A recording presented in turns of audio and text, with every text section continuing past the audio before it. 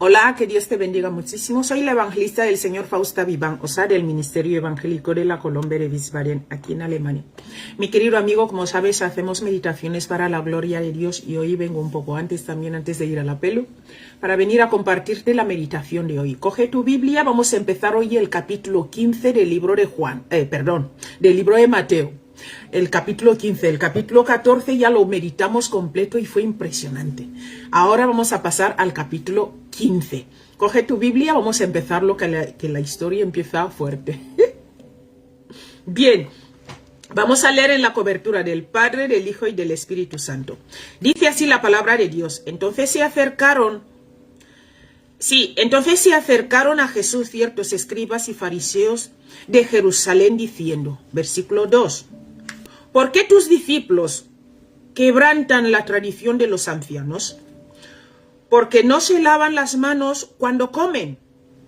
Versículo 3, respondiendo él les dijo, ¿por qué también vosotros quebrantáis el mandamiento de Dios por vuestra tradición? 4, porque Dios mandó diciendo, honra a tu padre y a tu madre. Y el que maldice al padre o a la madre muera irremisiblemente. No había negociación. Versículo 5. Pero vosotros decís, cualquiera que diga a su padre o a su madre, es mi ofrenda a Dios, todo aquello con que pudiera ayudarte. 6. Ya no ha de honrar a su padre o a su madre. Así habéis invalidado el mandamiento de Dios por vuestra tradición. 7. Hipócritas.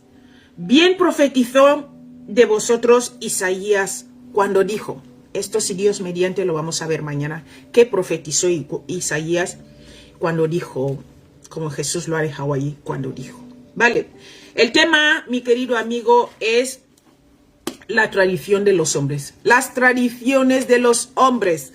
Ay, cuántas veces hemos visto ahí las tradiciones destruyéndolo todo, mi querido amigo, destruyéndolo todo. Bien, vamos a ver, esto se escribió el 32 después de Cristo, ¿vale? Vemos aquí que Jesús reprende a los escribas y a los fariseos. Mira, en el primer versículo que hemos leído, el versículo 1, vemos aquí que casi toda oposición de Cristo viene de los líderes religiosos. Mi querido amigo, muchas veces es lo que digo siempre, que decimos, es que en la iglesia voy a estar tranquilo, ahí voy a encontrar la paz. Mira la vida de Jesús. Jesús fue más atacado por los líderes religiosos que por los que predicó el evangelio, o sea, los del mundo. Entonces vemos ahí que la oposición de Cristo vino más por los líderes religiosos.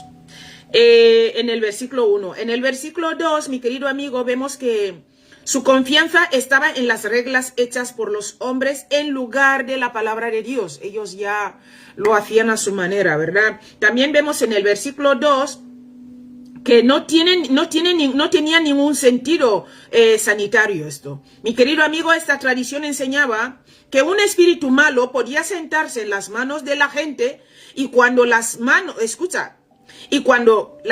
se lavaban, el espíritu malo se quitaba. ¿Qué tontería es esta de lavar las manos con agua y el espíritu malo se quita? El espíritu malo se va cuando se le echa en el nombre de Jesús. Nada más. Bien, tercer versículo. Vamos a pasar al tercero. En el tercero vemos aquí que declara, luego Jesús les dijo. Entonces Jesús les atrajo de nuevo a la palabra de Dios. Y les dijo esto. ¿Por qué también vosotros traspasáis el mandamiento de Dios por vuestra tradición? Jesús les dice esto. Mi querido amigo, él no hizo caso de su tradición porque no era según las escrituras. Él entonces les dice que su tradición les era la causa de quebrantar el mandamiento de Dios. Ellos estaban quebrantando el mandamiento de Dios por su tradición fuerte. Vamos a pasar al versículo 4. El versículo 4 vemos claramente ahí que está escrito esto en el libro de Éxodo. Te voy a leer Éxodo 20:12. Dice, honra a tu padre y a tu madre para que tus días se alarguen a la tierra que Jehová tu Dios te da. Luego saltamos a capítulo 21:17. Dice, Igualmente, el que maldijere a su padre o a la madre o a su madre, morirá. No había negociación. Maldecías a tu padre y a tu madre, morías. Y eso sigue pasando ahora. Mueres espiritualmente. No puedes tener una relación con Dios si estás maldiciendo a tu padre y a tu madre. No. Directamente Dios no está contigo. Vamos a pasar al versículo 5. En el versículo 5 vemos que les dice, pero vosotros decís, esto es en contradicción directo a la palabra de Dios, a lo que Dios mandó. Vemos aquí también que en el versículo 5, vemos ahí que ellos dedican su, cualquiera que dijere al padre o a la madre es ofrenda mía a Dios, ¿verdad?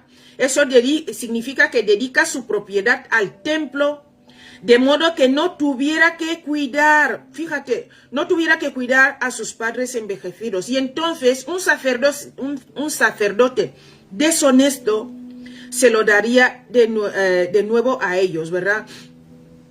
Después de tomar un porcentaje. O sea, vemos aquí que los bienes de esta persona decía yo se los dedico al templo. Entonces había un sacerdote que vemos aquí deshonesto que decía, bueno, si tú lo dices así, pues no pasa nada, pero él luego cogía una parte para él. Entonces los pobres padres se quedaban desamparados por una mala interpretación, por la tradición.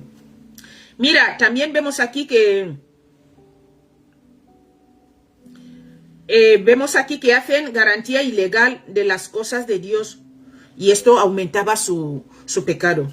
Vemos aquí también, mi querido amigo, que esto le hacía libre de la responsabilidad de cuidar de sus padres. O sea, esta persona que decía esto, que mis bienes se lo entrego a la iglesia o al templo de Dios, esta persona ya no estaba obligado a cuidar de sus padres. Qué pena, ¿verdad?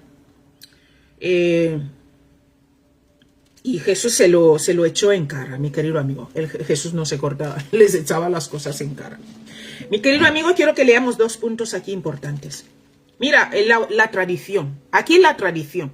¡Ay, es que se hace así! Es que mis padres lo hacían así. Es que encontré que se hace así. Mi querido amigo, si eso está en contra de la palabra de Dios, huye, sal corriendo.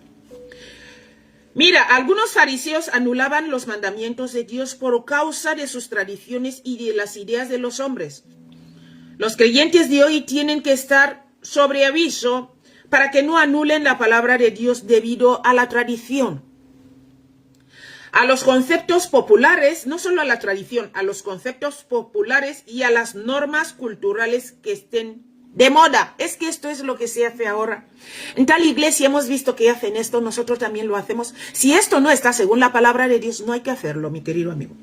Mira, el hacerlo es caer en este pecado de los fariseos y de los dirigentes judíos.